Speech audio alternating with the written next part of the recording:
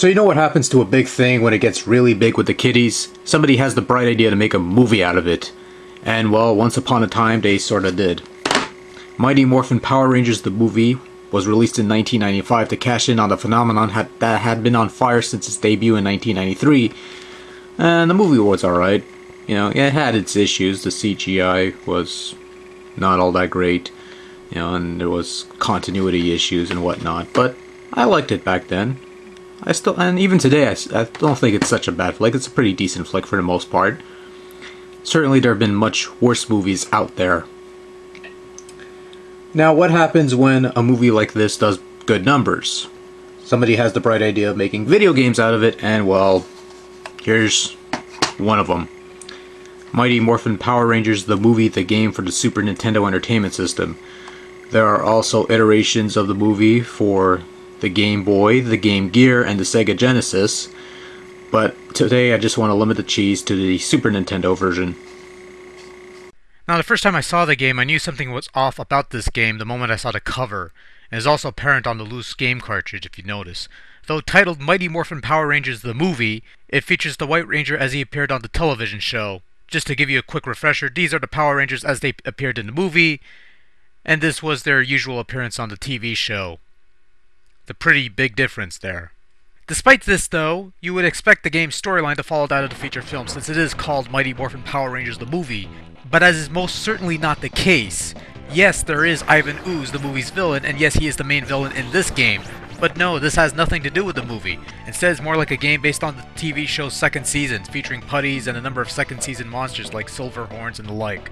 Now, under normal circumstances, that's not much of a problem. If you want to make a sequel to the old MMPR game, that's fine. But if you're going to name it after the movie, then the smart thing would be to follow the movie instead of having nothing to do with the movie whatsoever. Yes, there have been some movie-related games that had nothing to do with the movie they were based on, but this is stretching it somewhat. Now, I think what may have happened, and this is just an assumption on my part, I don't know if this is really the case, was that this was originally intended to be a sequel to the original MMPR game on the SNES with no ties to the movie whatsoever, and instead of Ivan Ooze as the final boss, you'd be facing Lord Zed. Maybe even Rita Repulsa, it's a bit of a stretch.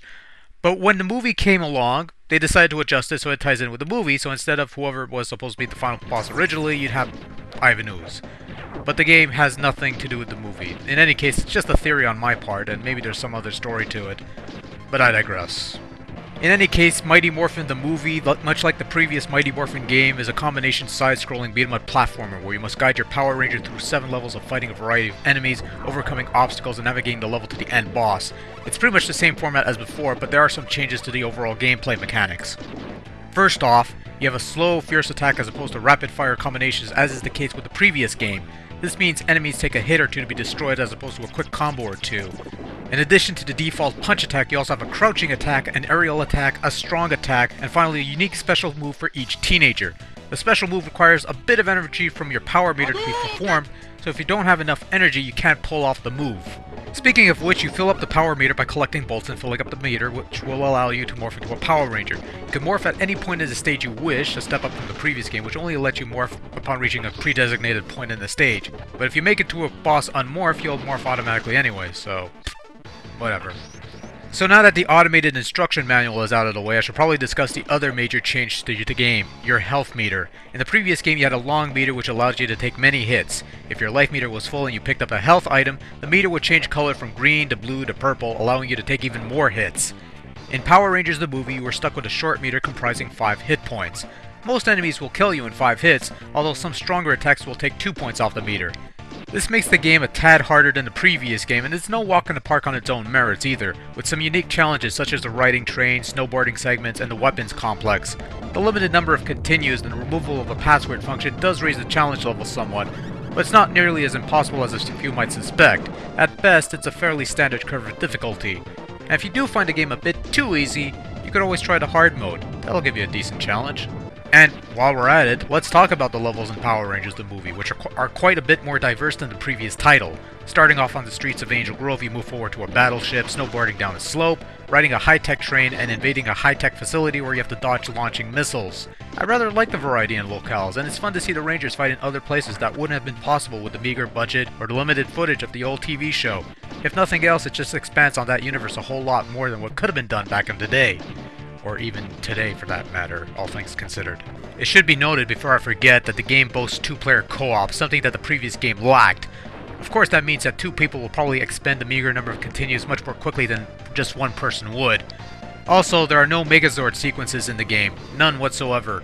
I guess they're saving that for another game, but I digress.